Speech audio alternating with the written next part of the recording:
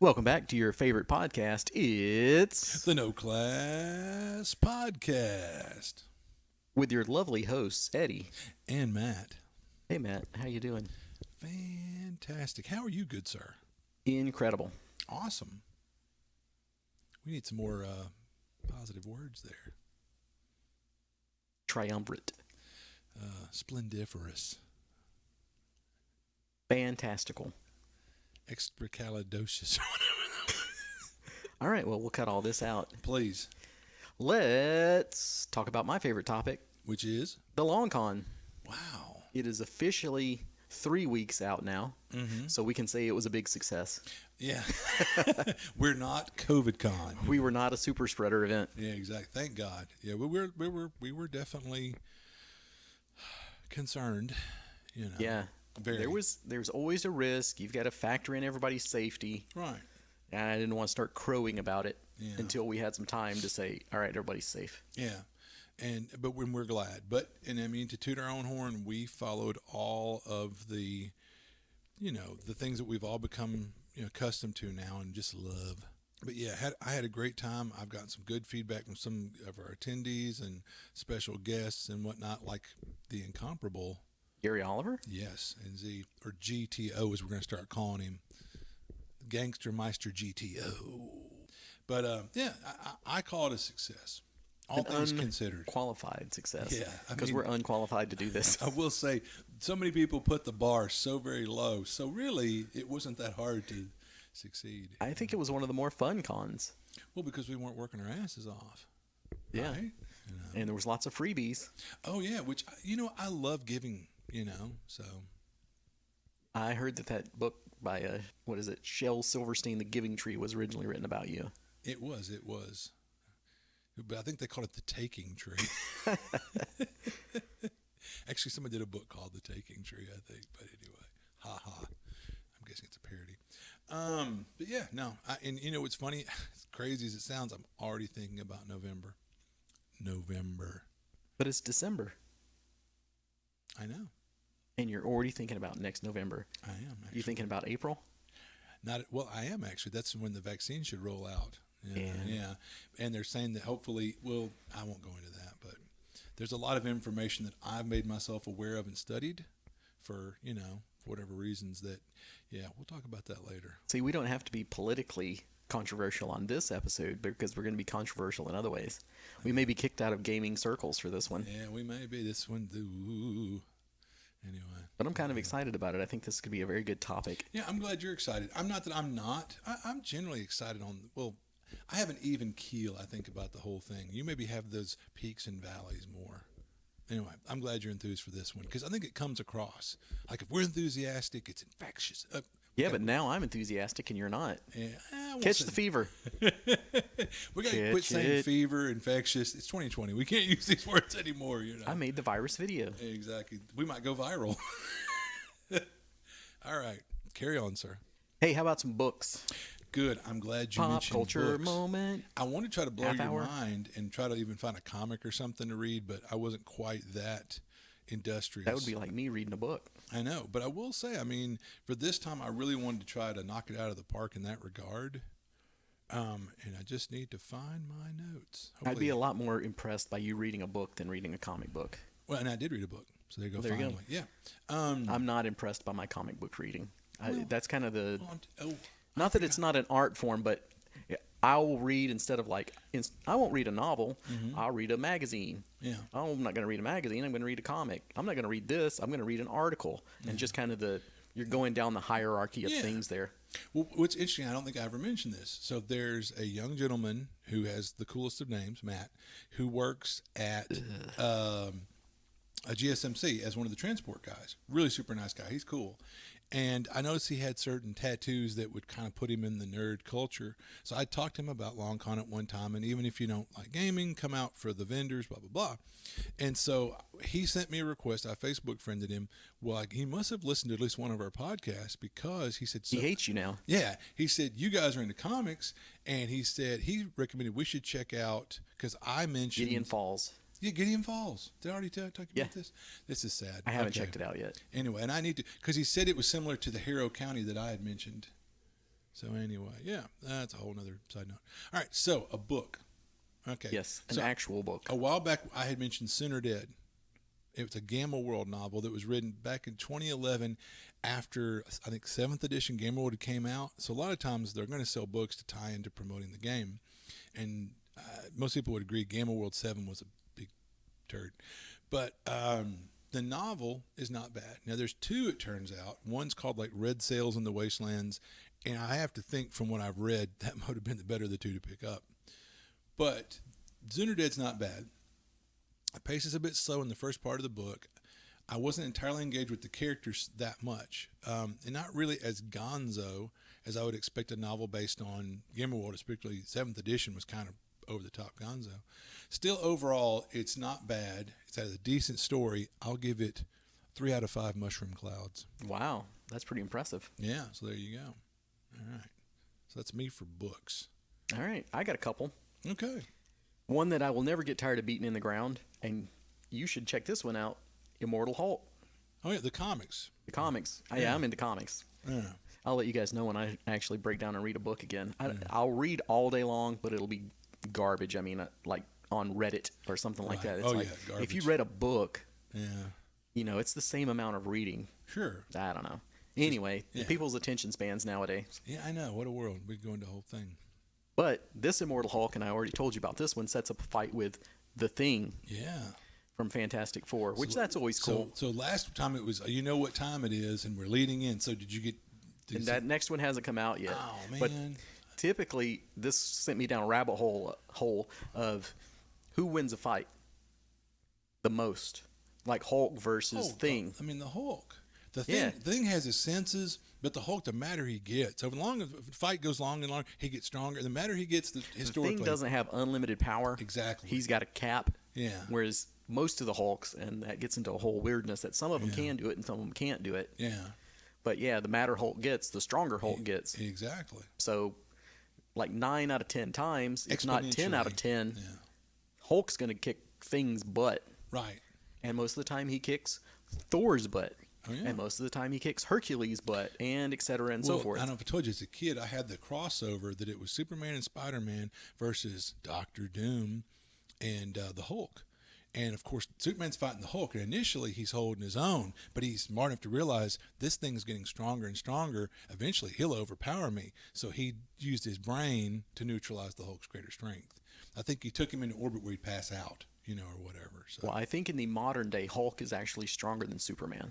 Oh, yeah. I mean, because they've continued to increase Hulk and bring down Superman a little bit. To make him a little more street level, down to earth kind of. Yeah. But that's Marvel's kind of like, we call it power creep or whatever. Yeah. Every time something comes out, they've always got to keep the Hulk above Superman or comparable with Superman if they can. I remember like when Wolverine got more and more popular. If you go back to his first showing, his little spikes from his hands are like little nub spikes. Then I remember when at his greatest height, like the things were like 4 feet long. Like where did they go to a dimension in his forearm or something? When he wasn't that strong and powerful either. Yeah. He was quicker, but... Yeah. But, I mean, it was always silly how longer and longer Wolverine's claws got with his popularity. It's like, wait a minute. Anyway, Immortal Hulk, still fantastic. Mm-hmm. It's getting closer and closer to wrapping up, which is kind of cool. It's only got 5-10 episodes or issues left. Mm-hmm. So, I mean, 90% of it is done, and it's been incredible. So, if they stick the landing, this will be one of the all-time greats. Awesome. Wow. And I think last time we were talking about how we weren't that big of a Hulk fan. Yeah. It's like, the Immortal Hulk. Well, do you know about the Maestro? Yes. So the Maestro is future Hulk. Mm-hmm. In some other realm, it's an evil future Hulk. Mm-hmm. So he just picked up a limited 5-issue series. 4 of the 5 are out. I've read them. That's also really good. Huh. So I may have to shut my mouth and go like, hey, I love the Hulk. Is it the same guys or different guys? No, it's different guys. Yeah. So what interesting, there's this Hulk renaissance at Marvel. Yeah, it's interesting. And it's not totally Avengers related. This is some kind of off the beaten path stuff. So it's like historic, like the Hulk was in the Avengers, the Hulk was in the Defenders, So I think that's where, like, he, even if he didn't have his own comic, he got a lot of play in these other comics, Avengers, Defenders. Which is interesting. He was in 2 different super. You don't hear about the Defenders much. No. And what's funny, guess who used to collect Defenders? Yeah. It always seems.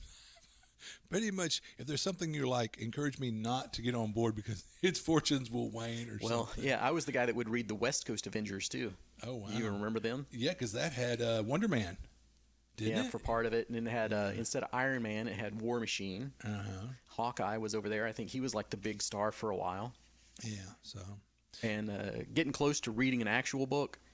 As you know, I've read the Dune series before many, many times. I found a Dune graphic novel. Ooh. So it's fantastic. Right up your alley. Yeah, if you don't want to break down and read the books, that graphic novel is out. It's 200 pages of high quality illustrations. Oh, wow.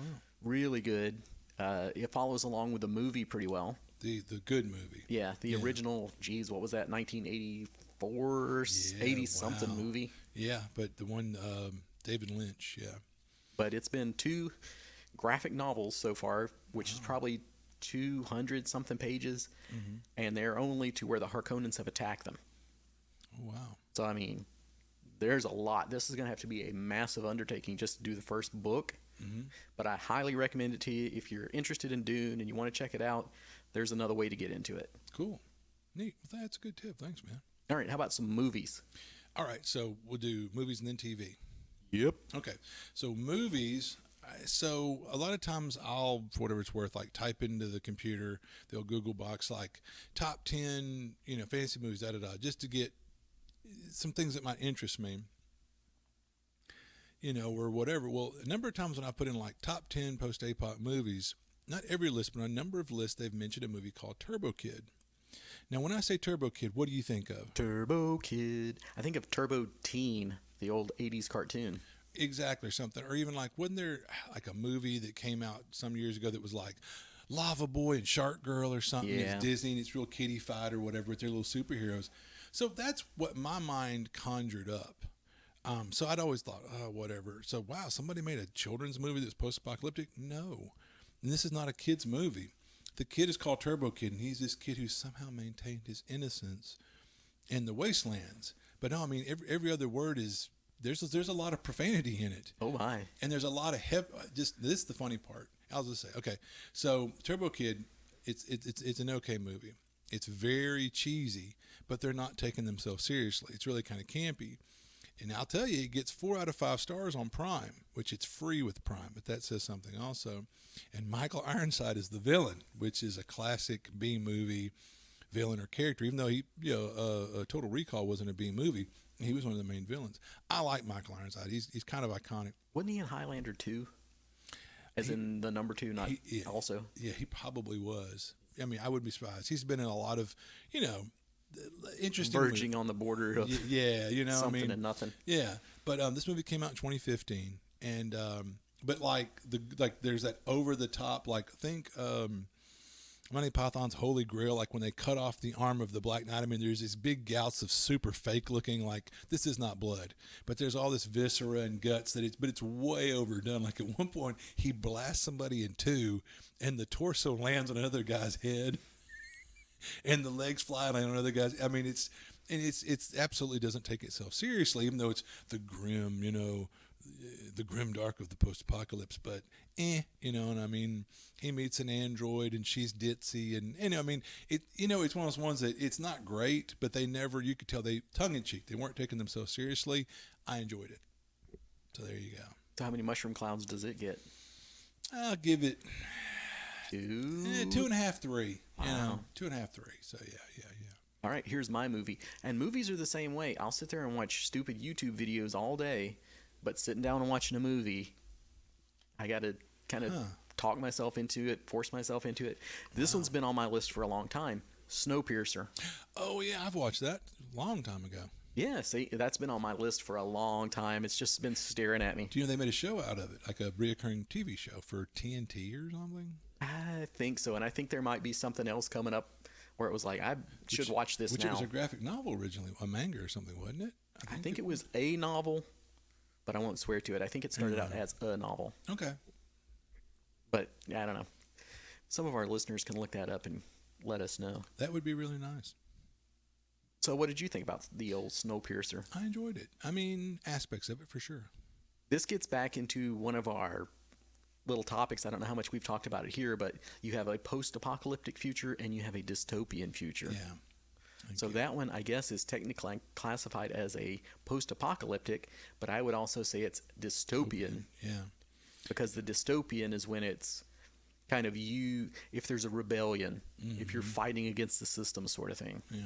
Because at the con, I got talking to somebody, and they were trying to, I say post-apoc, and they're like, oh, you mean like Shadowrun? And I'm like, no, that's dystopian.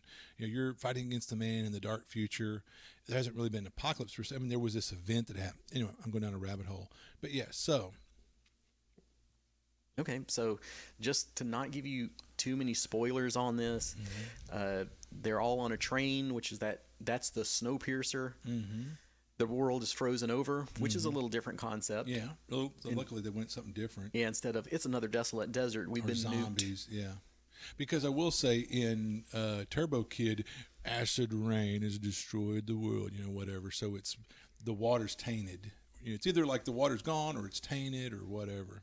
But one thing I want to mention to you is, do you remember their little protein gelatin bar things that they were eating? Oh, sure. Like, who didn't know? But, yeah, so it's kind of like Soylent Green. It's one of these things that they're eating this protein gelatin bar sort of thing, and they don't know what it's made out of. And then they find out what it's made of. Do you remember that part? Yeah. Well, along with Soylent Green, you'd be like, oh, they must be eating people. Well, it's not. I won't give you the spoiler, I guess. It's not a huge spoiler, but it is treated as a reveal in the movie. Yeah. I wouldn't have a problem with eating that. Right. Out of all the things you could be eating. Because you're waiting to think it's going to be people. You're Exactly. figuring, but that's been done. So at least they didn't go, But anyway. So they went a different route. Check it out if you want to know what that is. But if I found out that kind of like you're eating some mystery item and it was like, it's this, I'd be like, oh, thank God. But that's what I always laugh when I see people talking about, like, I would never eat X, Y, or Z. And I'm like, you've never been starving in your life, you little jackwad. If you were starving to death, you would eat X, Y, Z, W, whatever. Don't sit here, and if not, then good. You'd fall over dead, and I'd live because I would eat X, Y, Z, whatever. I'm like, give me a break. But anyway, people, So I'll give Snowpiercer a 3.5 to a 4, and you might go probably lower than that. I don't know. I'd probably give it a 3. Yeah, it's not the best thing ever, and I think Matt's got a lower scale than me. He's more inclined. I have that odd scale where I'm targeting in usually around the 2, 3, 4 area. You're going to be hard pressed to get a really bad review out of me. I'm not that guy, but a 1 or a 5. I'm not apt to praise something overly high or or. Well, really since I'm praising everything right now, let me slam something real quick, since it made me think of it. Talking about looking up like the top 10 this or that. Yeah. So I've needed a new game chair. Oh, yeah. Because not Gary O, but Gary H has been twisting my arm to play some Elder Scrolls Online, which we'll get to that. You have to settle in on that. Yeah. So you need to relax and get some good, comfortable seating. Yeah. So I checked it out. Secret Labs game chairs. Supposed to be the best gaming chairs. Top of the line. I bought one. Didn't care for it. This is like a $400, $500 chair. Jesus Christ. Yeah, didn't like it. Said I'm going to send it back. Okay. Guess who has to pay the shipping to send it back? You do. The full price for this 80-pound chair. You do. I got about half of a refund back when you take the shipping out of it. I got a full refund, but half of it went to paying for the shipping for it to go back. Yeah. Wow. So, as a wise man once said, don't buy a chair you haven't sat in. Yeah. So keep that in mind. But I found myself this really nice executive chair. Ooh la la. So I can do some quality sitting. Well, that's like, my computer chair at the house is one that Steph had at the cellar that, it's nice, it's comfortable, and I've got one of those kind of foam wool-covered cushions on it. Oh, yeah, I can sit there all day playing Fallout or whatever. I used to have I can't remember what the model is now, but it was a government chair. So it was worth $1 billion. Oh, sure. And finally the hydraulics went out on it, and there was no way to get in there and replace it. But that was like the best chair in the world, and it cost me $0. That kind of stuff breaks your heart. It really does. So keep that in mind if you're checking out chairs. Yeah. It was like bucket seats and stuff like. It was your standard gaming chair where it was like, I don't know what I was thinking. $500? They got a lot of nerve. Yeah. You got a lot of nerve. Yep. And you think for that, but it was like sitting on a bench. Wow. It wasn't back support. If that's your problem, maybe check it out. But I'm sure you could find some stuff comparable that you can actually sit in first. Yeah. But if it was back problems, maybe that's the chair for you. But if you want a comfortable seat, that is not it. So, no paid endorsement there. Yeah. But what do you got for TV? Okay, TV, you're probably aware, but if you weren't, we've been watching Arrow. And it's funny, Arrow has been on my Netflix list or whatever since before I met Steph, but I never brought myself around to watching it. Well, in the meantime, it's at how many seasons? And I think it's still going. So Steph and I were in a show hole, and she said, hey, why don't we check out that Arrow, because she saw it in the list now, because as she's seen it a million times. I was like, wow, really? Are you sure? Because I figured I was going to have to wait till I don't know what would happen. But we started watching it, and it's okay. But why can we both watch it? It's got superheroes and the occasional dust up. And then for her, it's kind of like a YA, they call it this soap opera. Mm-hmm. And so, but overall, I mean, I can fight through it. It's kind of that happy medium. It's not a chick flick, but it's not totally a superhero movie, but it's kind of all these CW shows, they just have a negative connotation with me. I haven't watched any of them, so I'm talking out my butt. Yeah. But that doesn't make me want to race out and watch it. Kind of like when Netflix had Punisher. I was like, oh yeah, Punisher. Yeah. And then again, Marvel versus DC too. Yeah, but I will say, I mean, the Punisher was great. It was. But I will say, honestly, and it's not, there's no vodka involved, and I've been watching them, and no, I've enjoyed them for the most part. Overall, I mean, it's not been like, ugh, let me knuckle under and, find something that I can tolerate with the misses. No, they're okay. They're kind of a little soap opera-y, but for a lot of people, you got to have that. It's kind of, you're the guy who was like, you know what? I don't want any story or plot. You bring out Mothra and Godzilla and have them fight for 2 straight hours, and I'll sit there eating popcorn and cheer. But a lot of people would be like, what? I mean, they want all that mushy-gushy. I don't know if anybody wants that as far as like in a Godzilla movie. Right. In your Arrow, it's kind of like, well, I can get my wife to watch this because there's a bit of a love story and the soap opera thing, the drama, which is a lot of superhero shows. Yeah. But stuff like Godzilla or Transformers, just freaking get out there and fight. I don't need the human angle. I don't need a soap opera in that. Yeah. But so they can save some money. Mm-hmm. There's a human CGI. story. Yeah. There's a lot of CGI involved. Yeah. I want to think the last Godzilla movie, we're going off on a tangent, that didn't they kind of acknowledge, like a lot of people came out on the internet when the internet's good for, and we're like, dude, we don't want all this story and crap. We want to watch Godzilla. This is a Godzilla movie. Which I think that was the Godzilla 2014. Has it been that long? Something like that. And then there was the recent one, which I can't even remember, Godzilla King of Monsters. That one I thought was really good, and they did do a good job of like, you're going to get to see the fights in this one. Yeah. So, none of this, you could see their feet and people pointing going, and Godzilla versus King Kong is right around the corner. We would have already had it, I think, if it wasn't for the time of the COVID. Why wouldn't Godzilla just totally destroy King Kong? Yeah, exactly.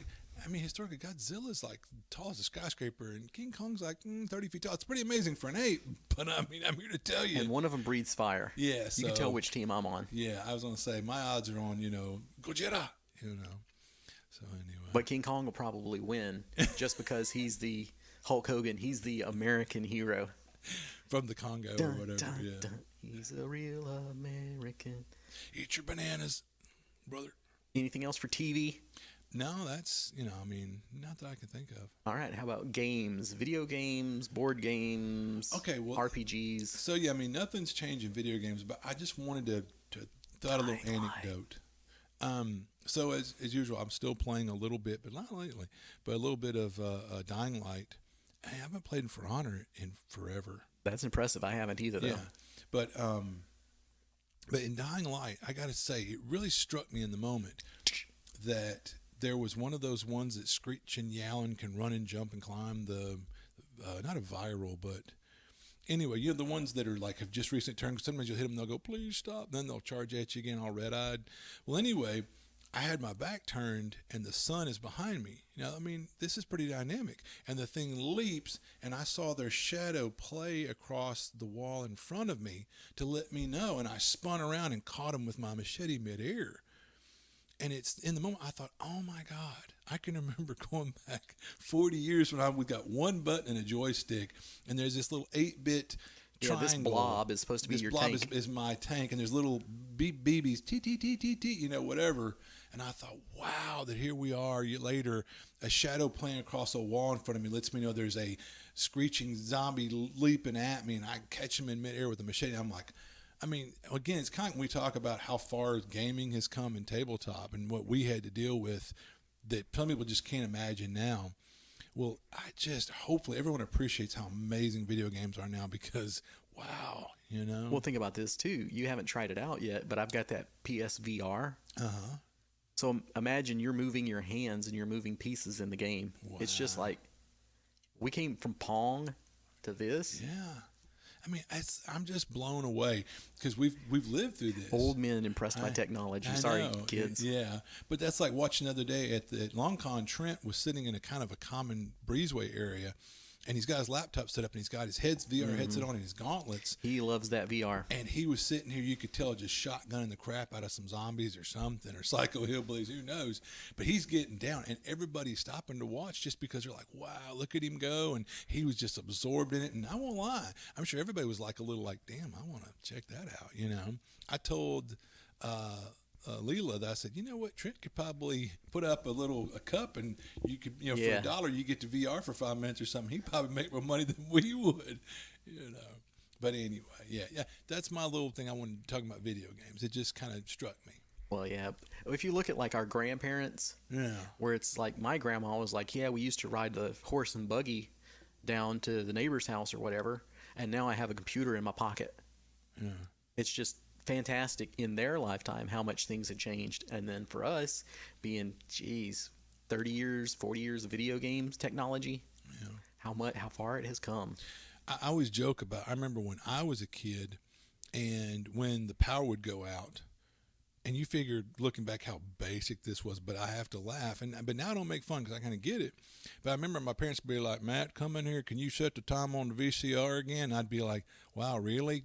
Couple button presses, the times, and they'd be like, they just beam at me like, that boy, he's a sharp one, he's going to do great things, you know, and I'm like, yeah. And think pretty soon you're going to have your kids come in and redo your cybernetic implants. That's the joke I've said is with Max, we'll have to call Max and go, Max, the hologram projector's out again, could you come do the hologram projector for us or whatever? Well, it'll be like, my left arm's not working. Can you reboot that? So that's coming. The nanotechs. Yeah, like another 15 years or something. So anyway. All right, since you don't have any games, here's my chance to ramble a little bit more. Last time I talked about DBZ Kakarot. So I know you're not down on the DBZ. You don't really know the backstory, etc., and so forth. But for those of you that are in the know, I've played it enough now that I'm through like the Frieza saga, which is, I don't know, 2 storylines in or something like that. That's the most overdone, overplayed, overtold. It's very good, but that's the one you get the most of, kind of like origin stories. It'd be like Uncle Ben's dead now. That's how far I am in the storyline. So I'm past that, and I'm excited to get to the new stuff. I can give you more of a review because I've played it more now. It's a lot of button mashing fun. I was like, am I gonna have to try and learn a lot of combos? No, you can just mash away and have a good time. That's my kind of game. So definitely check that out if you're into the DBZ. I tried playing the ESO on the PC, the Elder Scrolls Online, but I've done so much PlayStation, console gaming, whatever you want to say, that it just doesn't feel right with that kind of game anymore. It feels more like a first person. It's very small. It's like I've got my head in the screen because I'm so close to it. So it's like you have a small screen with your face pressed up to it. If it's, I'm trying to think, like if it was Diablo, like if you had that third person overhead view, I'm still good with that. If it's Civ, I'm good with that. If it's something where I guess you're controlling things, moving little dudes around, but if you have that first person view, I just don't. For the PC, that's not my jams anymore. It just feels more, for you to have the big screen and controlling your hand, sit back, sit away from it. Yeah. Let's see. But other than that, I can't give you a review on that. I've played so very little of it. But you tried it on the platform now. I tried it on the PC. Oh, but you haven't tried on. You're wanting to try it. You think on the PS? No, never. Oh, okay. Because the only I'm reason glad I didn't run out and grab it then. The only then again, the only reason I'm playing it is because Gary H. got it for me. I'd wonder if... And he does not want to. He's already set up on the PC, so he's got his max level characters Yeah, because he bought me a copy years ago, and I played for a little while. And he'd probably go crazy trying to learn the PC. Platform. He'd probably go crazy trying to go from PC to PS to PlayStation. Yeah. Whereas I'm going kind of crazy trying to come back to the PC because those are not the kind of games I played that much. I always hook up a controller anyway. But it's ironic, though. When I was playing Skyrim and I was kind of complaining about certain things with using the keyboard, he said, oh, well, no, man, you got to have a controller to play. I use a controller for it. But I'm like, well, then if you're using this is the guy who told me to use a controller on PC who doesn't want to come play on platform. Do you hear where I'm going? What I'm saying here? But he's already invested all the time. Oh, sure. So I mean, I can see why he wouldn't want to redo everything. And that's where more and more companies are hopefully embracing this, and I think they are, is the cross-platform. Because that way you could have a bigger and player this one does base. not. If it had cross-platform, then I'd be phenomenal. like, it's done. Yeah. I'm getting it on the PlayStation. Yeah. And I'll play with him on the PC. Yeah. But it does not have cross-play. If I don't have anybody to play with, you have to play with yourself. I'm not going to play it. And if me and you get it on the PlayStation, he will see that as a great betrayal. Instead of us, and we'll lose a friend. You think you're trying to strong arm me to coming over there? Rawr, But that's like, I won't go down that rabbit hole. Yeah. But I do have the controller hooked up for that one. It's just like I said, I feel like I need to get some distance from it, and it'd be so much nicer if I just hooked it up on my TV. Yeah, you can do that, but that seems like... Yeah. I bet I could have the Longview Computer Center come out and do that for me. They would centralize your computers while they're at it. And they could centralize the TV to the PC. You know what? I bet they could. And I'm sure they'd do it for a meager sum. Very reasonable price. Paid promotion. Let's see. What else do I have here? Cuphead. There's a good story for you. You are a masochist. That has finally come out on PlayStation. It's been out on PC for probably several years, and it's been out on Switch for a year or two. Yeah, 2 probably. And I don't know if we've told this story before, but I was over at Matt's house, and your son was playing it. Jake. And he's like, well, Dad, your buddy's a big gamer. We'll just tear this Cuphead apart. Yeah. And I stunk on ice. I was horrible at that game. Yeah. I didn't laugh at him at all. It was on the Switch, which I don't play my Switch that much. But you're savvy on the Switch. And it's the little Wiimotes.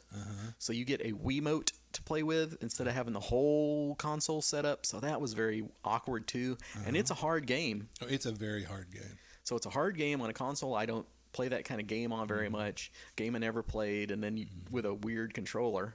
So yeah, with lots of excuses, that is a hard game, and I stunk. Lots of excuses, but no, he's right. Not to say that I'm this great gamer, but I'll definitely say from my point of view, I'm someone who was like when I used to do MMOs.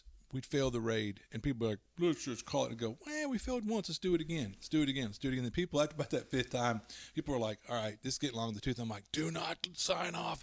We will defeat this. But, I mean, my son, Jake, God bless, he's tenacious where he's like, we can do this, Dad. After about the 20th time, I'm like, Jake, I'm going to take a break, Because I found me in games, if I'm getting stuck on a certain thing, a video game, I'll turn it off, step away, take a break. And what's ironically enough, you come back 30 minutes, an hour later, when you calm down and you're out of the moment, you'll do it. You'll be like, what the hell? What was going on earlier? Yeah, usually I'll do the thing, like I'll try until I go to bed, then I'll wake up the next day and try it again, and boom, done.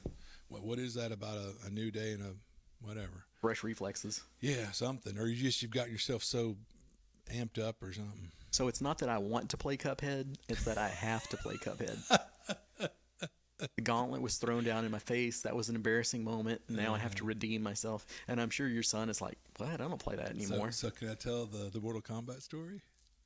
Yeah, I don't remember anything too horrendous about that. No, but this kind of segues into what you're saying. So I'd got an arcade system that's got 2,500 games on it, and it had Mortal Kombat. And we play different games, and we're having fun, or I'm watching Eddie play. Well, finally, but when it was getting about time to leave to go to NTRPG, gosh, which one would this have been? Like the first or second, like second, third one we went to, I think.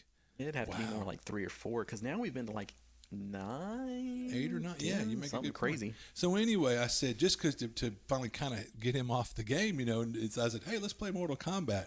And then to save me on Mortal Kombat on the arcade system, I mean, I just just over and over and over and over and over and over again.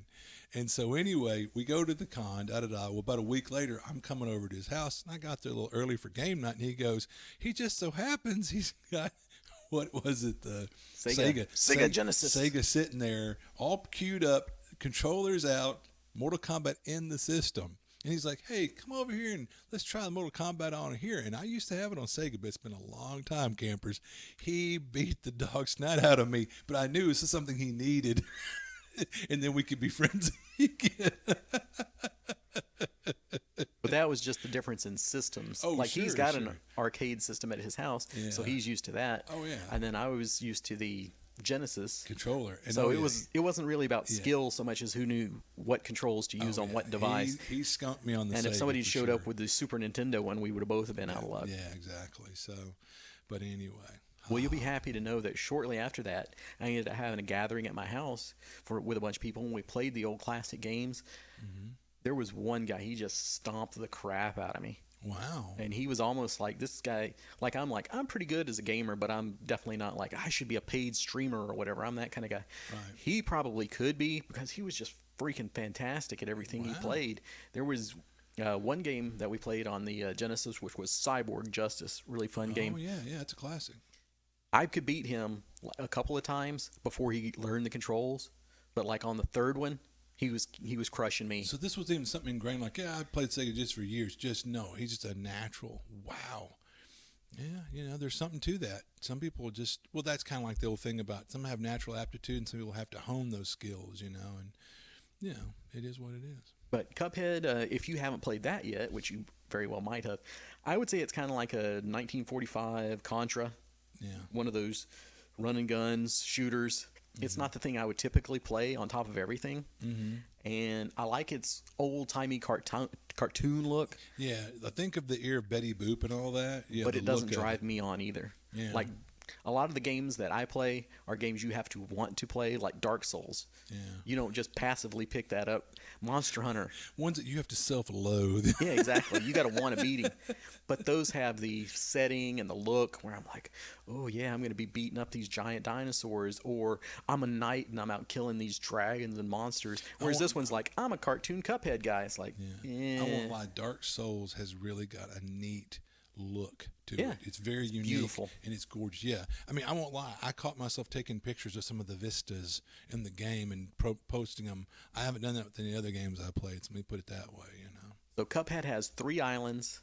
I beat the first one, and I stopped for the podcast just so I could go, okay, I've got this much done instead of like, and I'm stuck on this boss. Mm-hmm. So at the moment, that's what I've got done. I'll let you guys know how the progress goes on that. Yeah. And then the section of the podcast that's going on forever. Yeah. I played a couple of games on Super Nintendo. I played Contra 3, the Alien Wars. Oh, wow. Did you ever play that one? I don't think so, no. Really good. So, I mean, if you were a fan of Contra back in the day, and this is still back in the day, Contra 3, really cool. We'll have to break that out sometime. Yeah. And one that I played that I think you would especially enjoy was Battle Cars. Oh, yeah. I never heard of that one before. Had you? This one's like a post-apocalyptic racing type game. And that's kind of cool. Where you have the Mad Max type vehicles. Hey, I'm in. So, yeah, it was pretty cool. Cool. But I'm telling you, we used to run home from school and a gaggle of us guys would just take turns, with the controllers and playing Contra, played the crap out of it. And then we played that one wrestling game where it was like one of the characters was like a lizard. He'd bite you and all that. What was that one? But was it wrestling? Yeah, it wasn't WWF. They weren't characters you knew. But like intergalactic wrestling or something. Yeah, because there's like one's a lizard man who'd bite you, his special move or something. But we played the crap out of that in Contra. That might be the 2 games the kid owned. I mean, Yeah. Well, those are some classics. Oh, yeah.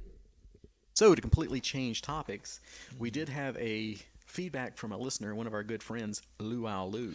Is that of This Old Dungeon? This Old Dungeon, and I want to say he's doing his own adventures under the Derelict Club. Oh, neat. Oh, yeah, that looked really neat. I saw that on NTRPG. So, check those out. He's running some games for it. So, if you look on Facebook, you'll probably be able to find something and get into a game with him. See, now I'm theming for the next NTRPG. Hopefully he'll show up and run some Derelict. Yeah. Or at least we can get some paid promotion out of this. Hey, there you go. Keep that in mind. Yeah. And hey, in lieu of pay, Lou, we will take questions coming and good topics. Yeah, thank you. We practically beg for some feedback or some topics, and you've been really awesome about feeding us. And Brian Merchant's been cool and whatnot. So I don't know if you saw this. I think you did on Facebook. But basically, his question was, what if you had a friend that was dying? He's never played D&D. What game would you run for them for their first and last game? So what I said was, if it was somebody that was laying on their deathbed, what I would do is I would run some good old first edition. I'd have them roll the 3d6 in a row for character creation. I'd make them put them all in a row in order, starting with strength. You can't change any of them. Then you have to be a first level wizard. You don't get to re-roll that D4 for your hit die. So if you come up with a 1, that's it. You're gonna re-roll. You're gonna roll all your spells randomly. We're gonna gear up your character. We're gonna put them in a dungeon with a troll. We're gonna kill their character, and then I will slowly put a pillow over their face and smother the remaining life out of them. After you've crushed their spirits. Exactly. That way their soul has already left the body. There's nothing left. But the serious answer I gave was, if somebody was actually laying on their deathbed, what I would do, and hey, we should get a paid promotion from this from Mike Evans, right? Barbarians of the Ruined Earth. Because if you're dying, man, you're going to go out with a bang, high-flying, fast-paced action. Over the top. Yeah, just gonzo nuts, heroic, you're the star. So that's what I would run. Yeah. What about you? I mean, I won't lie. It's kind of like, what was it that one jerk that time said, you're like a gaming tourist or some crap. What was it? But because many and varied interests? Yeah, many and varied interests. But it's one of the things like, no, I mean, I was a huge proponent and a big fan of DCC for now what had been 5-6 years. I mean, it wasn't just a flash in the pan. And I still love DCC and Goodman Games. But these days, it's funny. I was just telling my old buddy Tim Filippo of Dragon Slayer miniatures, painting. Paid Dragon promotion. Slayer, yeah. Which his work is it's next level. It's phenomenal. It's insane. You can find him on Facebook.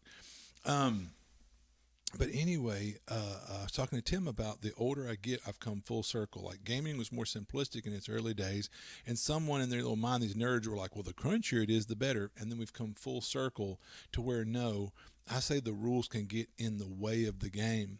And I've really fallen in love with Barbarians of the Ruined Earth. And by consequence, the engine that drives it is the Black Hack. I've looked into it, and I really like the Black Hack. So because, I mean, there's a great framework there to work from, and there's just enough detail, and you can add that little bit more in. There's a lot of little optional rules out there, or if you're savvy as a game master, or you and your players would go, hey, it'd be neat. Why don't we add in this one little layer? You can take it to where you want that layer of crunch to be, but let's start from a more basic framework, So for the people unlucky enough to tune into this one for their first episode, what is the Black Hack? All right. So there's a guy named David Black, I think, that basically looked at old school original D&D, and he took those same stats that if you're any kind of a D&D gamer, it's where you cut your teeth, or in that realm, there's, strength, dex, con, charisma, I'm leaving something out, wisdom or whatever. So you've got those classic stats. Hit points are a concept that hopefully, even if you played video games, you understand those. The thing was, instead of using armor class as a number that you're trying to use to hit you, no, you evade being hit by using like a save. Yeah, it's like a save. Like everything is savings with your statistics, and the player has the agency, so to speak, in that, like, if you're trying to attack, you roll against your stats. If they're trying to attack you, me as the game master, you roll against your stats again.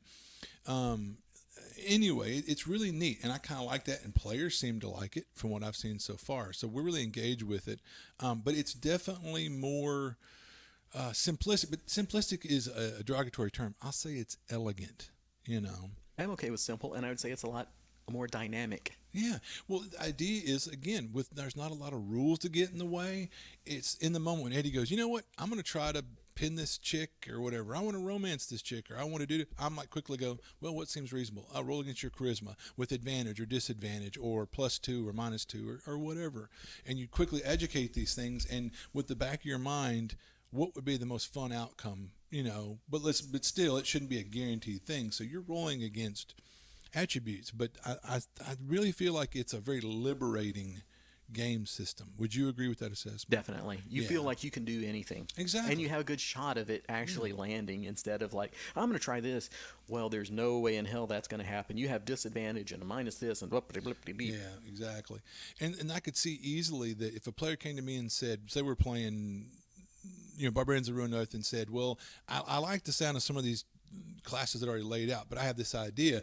You could quickly go, all right, that sounds reasonable. That's cool. How about we have this work that way? Boom and go.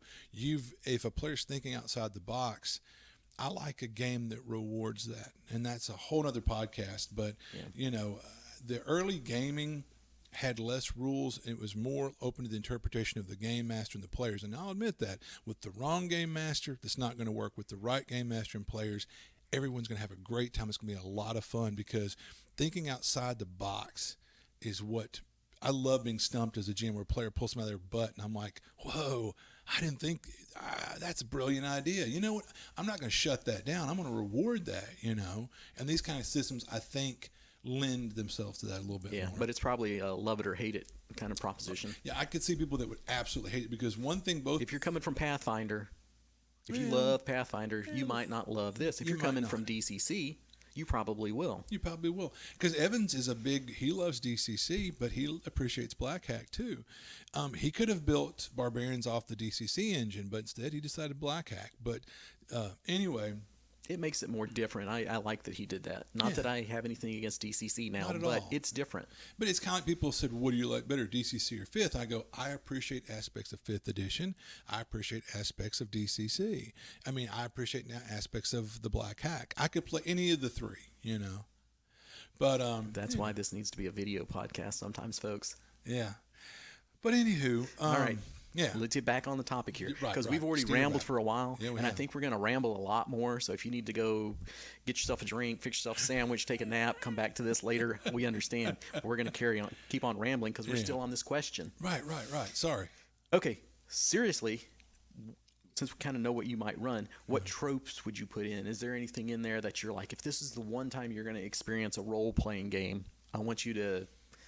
Because there's really not that many dragons in Dungeons & Dragons.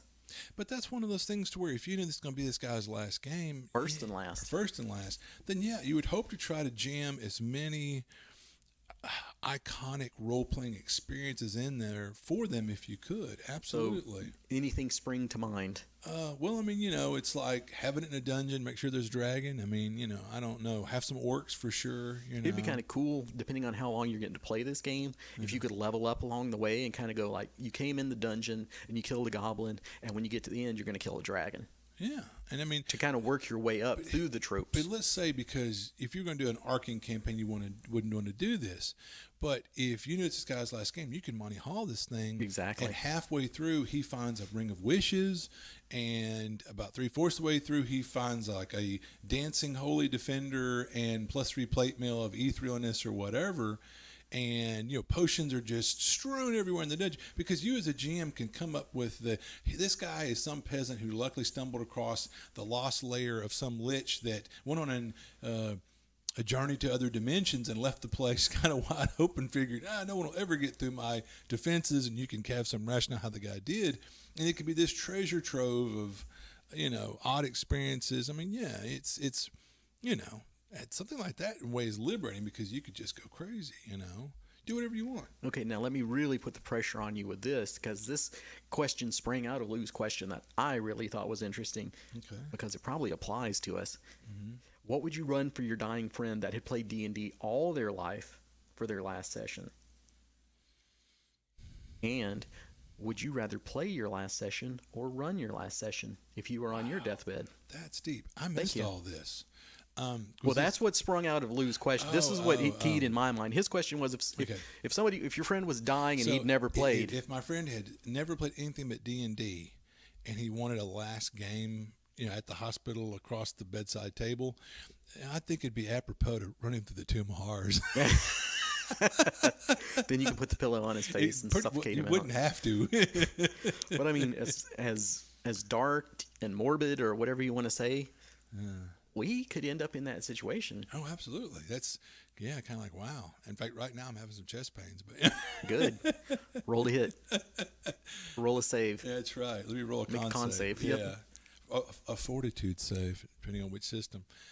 But anyway, yeah, those are awesome questions. Now, the one about would I rather run or play for my last game, that's awesome because Yeah. people that know me know I'm about a 50-50 guy. I like to play, but I like to run. There's times where I'll get in a mode where I'm like, man, I'm tired of running. I want to play. And there's times where I go, I'm tired of playing. I want to run. Which I think is kind of cool about me and you. Yeah. In that way, that about the time you're like, I'm ready to play, I'm like, I'm ready to run. Yeah, and that's maybe how this friendship has worked this long. But That's the only thing. Yeah, pretty much. But anyway, but that's awesome. I guess it would depend on what mood I'm in, which historically through my life, there's times when I want to run, times I want to play. But you think on your deathbed, yeah, I'd probably want to play because you might not. And maybe you want to tell that one last great story.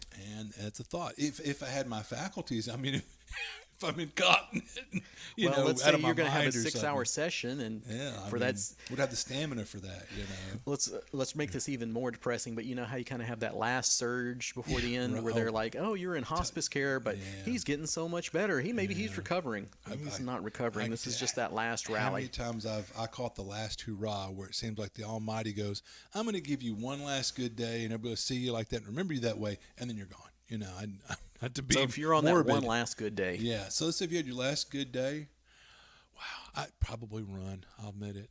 Did you guess that, or? I had a feeling, Because yeah. you're over here grinning, you know, like Yeah. chase your cat. But yeah, probably run. Yeah. And I think that too would be, you know, if you had something that you'd been cooking up and you're like, man, I'm going to freaking die and nobody's ever going to play this. That's like right now. I've got 2 adventures I ran the other day. The fire was stoked and my mental energies were clicking, and I just riddled out. I wrote out like 2 adventures, pretty much whole cloth, just, you know, because I was excited about. Someday we'll get to play them. Yeah. We hope. Yeah. Exactly. Someday. Yeah. So I would probably rather run for my last session too, kind of like you said. But wow, it would be very. I can't imagine trying to run the last session for you or something like that. You know what I mean? Like, think about that with us. If you're trying to put together the last session for me that I'm ever going to play in. Heaven forbid you're the last person I lay his eye on. Ugh. That's why I'm going to get a pillow with my picture on it, so that you can stare at that as I'm pressing it down on your face. The horror. Which leads into our next topic. Which leads into the topic of the show, finally, at almost an hour in. Wow. Our topic today is Dungeons and Dramas. Dun dun dun. Drama Crawl Classic. That's right. You know, This drama is- hack. This is one thing I think everybody can appreciate. Or if not, one day, unfortunately, you'll probably experience this if you game long enough. Just the interpersonal problems that you have at the table, how personal drama becomes the thing instead of playing a game. You all try to come together as friends or at least acquaintances Yeah. to have a good time, and then it ends up being a horrible time. I'll tell myself as you grow older and you hopefully get wiser. For years, I game with people. I mean, throughout my life, I've probably gamed at least once a week, if not every other week, since I was like, 10, 11, 12 or something. And that's a lot of weeks, folks. Yeah, I mean, you do the math. There's 52 weeks in a year, blah, blah, blah. So anyway, there's people I'd game with for years, and I'd get it in my head. I know their names. I know your kid's or dog's name. I know what their job is. You know something about somebody, and you'd start to think they're a friend, and then you figure out they're just somebody who games with you. If you died in a car fire the next day, they'd go, well, damn, we need to replace that guy at the game table. Yeah, I hate that's to something say I was that, going to but- bring up too. Yeah, but it's one of those things that just, you know, not everybody at the game table, unfortunately, is your friend, and maybe some of that time you're glad for that. You know, like you wouldn't want to be there. You I'll have game friends with the and guy. you have game friends. Yeah, there's people that are like, I'll game with them, but I know I don't want to hang out away from the game table. Yeah. Well, that's one of the other things that I wanted to talk about is back in the day Yeah. when you talk about all the inclusion and stuff that wasn't there, back in the day, there wasn't that many people that were playing D&D. No, I swear to you, I would be out at, say, the grocery store, and if I heard somebody 2 lines over say something about a dungeon or a dragon or a sword or a magic missile or something, I'm going to get out of line and run over there and go, dude, do you play D&D? Because you were hard-pressed to find someone to run a game or play a game, and there was such a small clique of us. And then everybody had to go into hiding after the satanic panic, kind of. So you were like, are you one of us? Are you in the cult? Ha-ha. But... yeah, I mean, it was... if you were in a big city, it might have been a lot easier. But there was a point in time where you maybe knew 4 or 5 people in your town that played, so you had to play with them. You had to play. Even if you didn't want to, even if you hated that person every other day of the week. Yeah, making that deal with the devil to get your game fixed. You had to play with some people that weren't always... I could tell you some... stories and situations like, yeah, I'll play, man, but we're going to have to be baked out of our gourd. And I'm like... okay, I mean, or whatever. I mean, Or they didn't believe in hygiene. Oh, gosh. Or they had no social skills at all. Right. Which, unfortunately, there's those stereotypes, and they're not true. But, yes, there are people they're there in our for hobby, a reason. yeah, that just, God bless them, have no social skills or, or not. They think hygiene is a greeting. But anyway. So, what makes this such a burning topic for us? We just recently experienced this. We did? Yeah. We recently, in our, what do you want to call this? Not home game so much as club game, that somebody got hurt feelings. Yeah. And took their toys and went home. Yeah. And we would love to have kept the lines of communication open and maybe tried to make peace because this is a good guy. We like this guy. This is not the example of, I hate the guy, but we need somebody to play with. At this time, there's a ton of people to play with. Yeah, you can pick and choose. So this guy scorched earth, it seems like, and it's a shame because I like the guy. He's not a bad guy at all. I like the guy too. I entertained the guy in my house recently, But, and I'll tell the story and we'll see what we need to edit out and what's too controversial for you. Fair enough. Because I don't care. I'm letting it all hang out. Well, I don't know if we need to tell the whole tale, but if you feel like it, go see for how it. much of the tale you want to tell. This might be cathartic for you. Because I could tell it seemed like this particularly kind of pushed your button. It does aggravate me, but this is one of those times where I think everybody can appreciate it. Everybody's been in this situation. Or if they haven't, they will Or they're in this situation, or they're going to be in this situation. So we can give them a heads up. Yeah. So for our situation, let's see what we edit out here. Okay. What we had was we were playing a game. Neither of us were running. And he said he got the impression that I didn't want to play with him anymore. Anything wrong with that so far? Anything too inflammatory? No.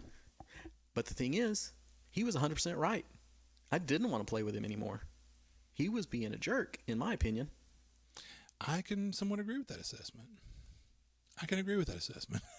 This is when we need a video podcast. Yeah, if you can see the faces, thumb screws being applied here. And you can see the winks and nods, that whatever off camera. But I guess the kind of ironic thing was, because I like this guy, I didn't want to hurt his feelings. And honestly, let's face it, this was not a new occurrence. This has been going on for a while. Yeah. But we had let this slide because we liked the guy. He's not a bad guy. And we'd hoped, if you're in a group of people that act a certain way, you hope maybe they'll start to acclimate to the dynamic of the table. And then sometimes they don't. Yeah. So what I said the fix would be was maybe if I was running or he was running, because it wasn't like I don't want to be around this person. Right. It's that my character doesn't want to be on the table with his character. Right. So that was it. That was the big problem right there. Yeah. And the resolution was that he unfriended me, Matt, and our buddy Gary, I think. Why, even Gary? Yeah. Wow. Holy crap. The thing is, I thought his beef was with you. Why would he unfriend me and Gary? So that's 100%.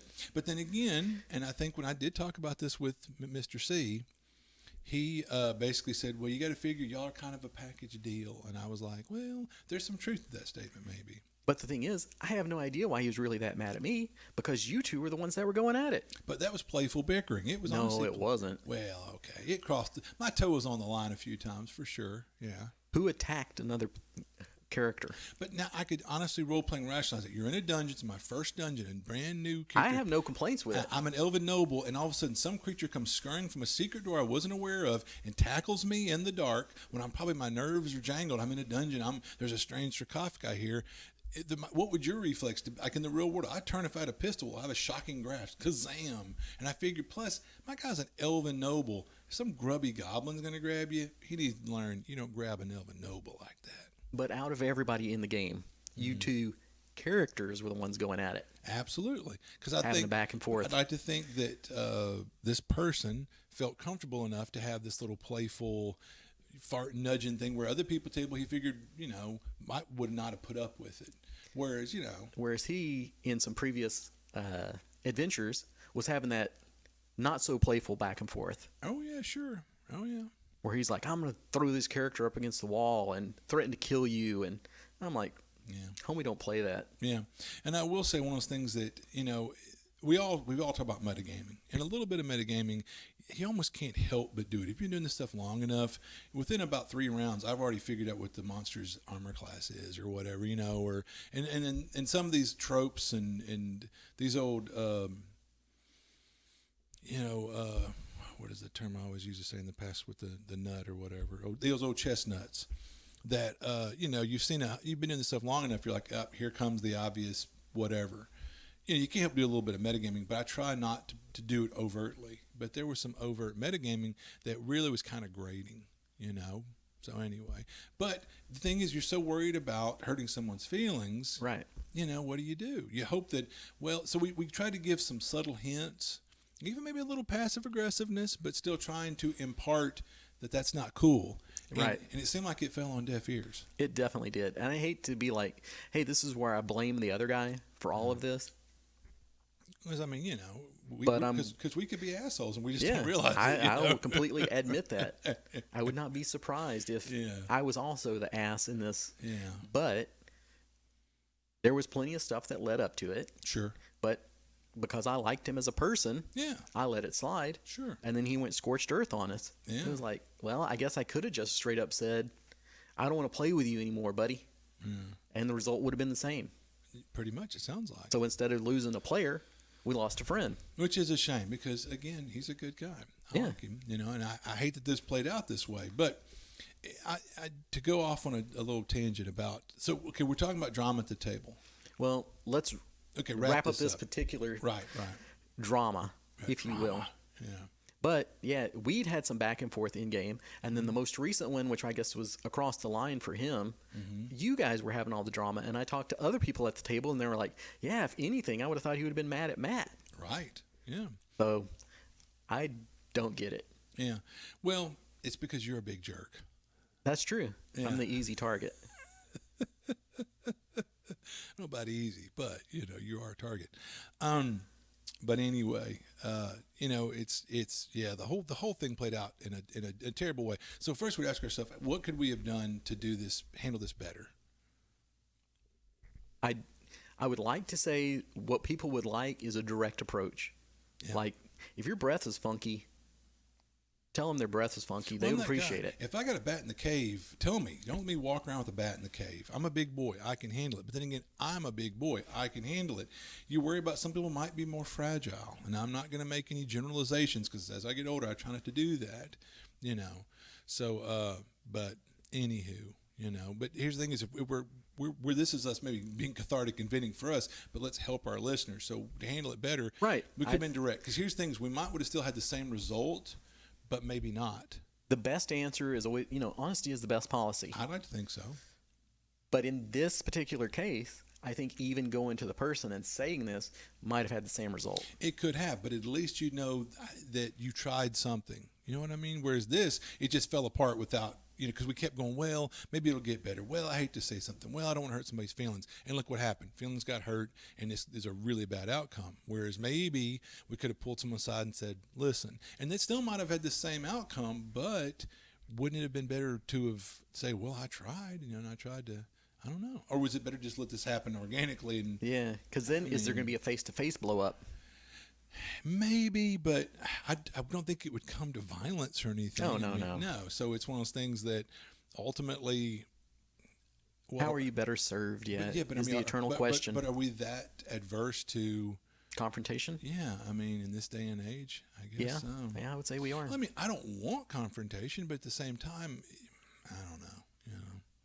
It's like, if that's how it plays out, then, I mean, anyway. But I don't know. The whole thing's weird. I mean, but yeah. I will say, if we put a pin in that? No, let me go to this and say, if you're out there listening, buddy, or to everybody else, don't just take all your toys and go home and be like, now nobody can even talk to me. Because if we had a chance to talk to the guy, and maybe this podcast is talking to the guy, we still love you. Yeah, absolutely. We ain't got nothing against you. Absolutely. You may have heard this story and been like, what a bunch of jerks, but that's our side of it. Yeah, which you would know because if you didn't, because you never got to hear it. Yeah, we're scorched earth. Yeah. So even if you said communications are broken, Eddie's a jerk, or Matt's a jerk, or Gary's a jerk, Eddie's a jerk, at least you'd still have somewhere to be gaming. Yeah. At least you'd still have 2 other friends. Because we're talking about, we do this stuff for the love of the game. That's what we started a game club. That's why we started a con. We want, we're inclusive. It's a place for everybody, a safe place for everyone to game. Hopefully. So maybe honesty is the best policy and just coming out and telling somebody. But on the flip side of it, don't cut off all communication necessarily before you know the other side of the story. Yeah.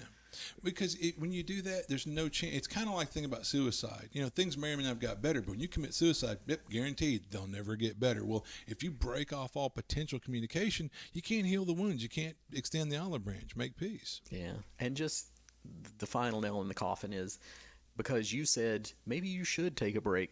I think that's where you got lumped into it. And it could when you be. Didn't immediately but go. I was agreeing with his comment, like, well, maybe I should take a break. No, maybe you should. Heaven forbid. I agreed with him. But I hear you.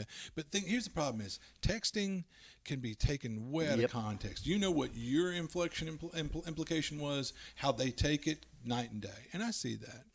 And I mean, it's one of those things to where I wish him well. If he comes back, we'll accept him with open arms. If he didn't, oh, well, I want my Dungeons & Dragons DVDs back.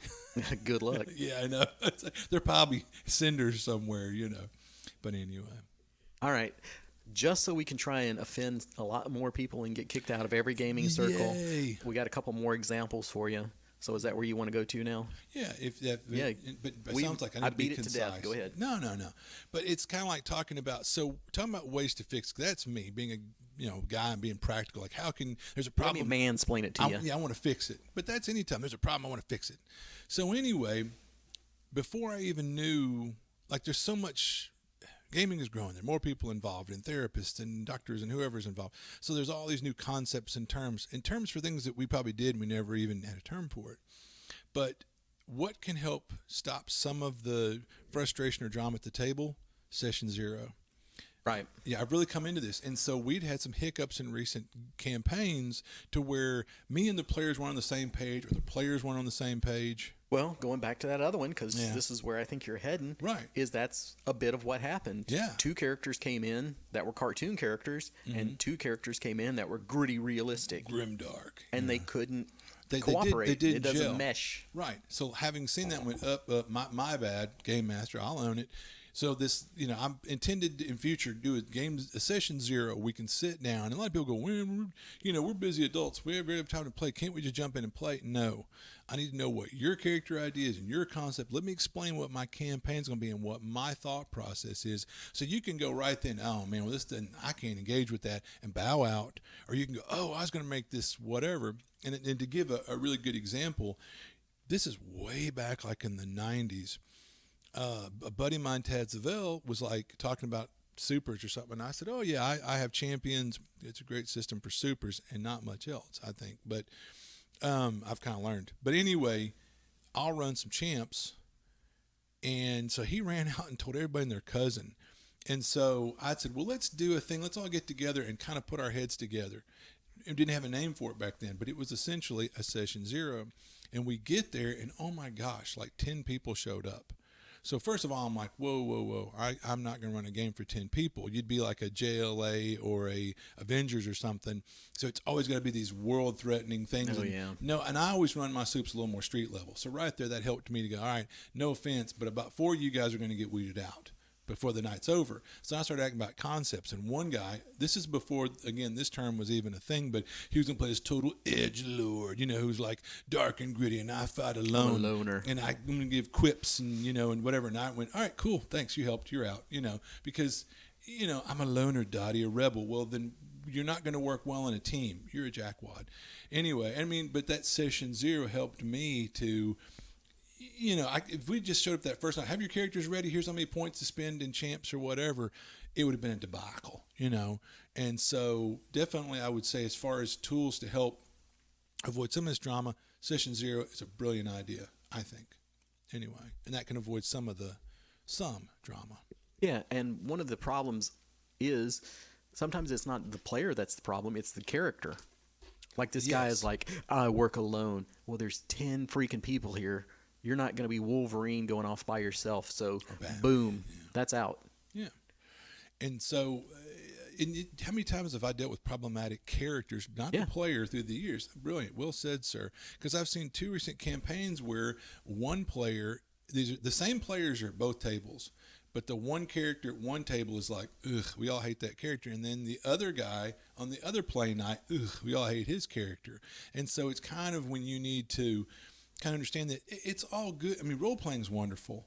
It really is. But you have to ask yourself, well, yeah, you want to role-play a character, but is it Stinky Pete the Goblin who's running around farting in everybody's face? You might think that's funny, or that's role-playing or something, but that's just a comedic bit, and that gets old after a while. Let's see some growth out of Stinky, to where he hangs out with the humans and he quits farting in people's faces, and he starts to take on a more heroic role. And wouldn't that be a neat role-playing concept, to see the growth of Stinky from a little farting, little pulling his finger goblin shithead to this dynamic hero? Wow, that'd be a neat journey. That's like Carol in Walking Dead or something. I mean, her progress through the show. Anyway, so if at level 50 and you're still running around farting in people's faces, you got to know people are hating your guts and don't want to play with you, probably, Yeah, and like I say, for running a game, ask yourself, does it add fun?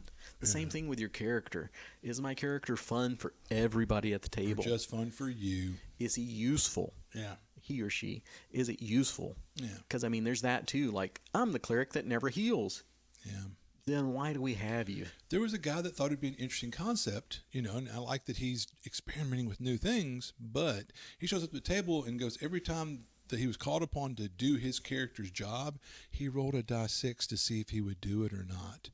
Yeah, that's different, but overall it's not good different. It's annoying as frick for the people at the table.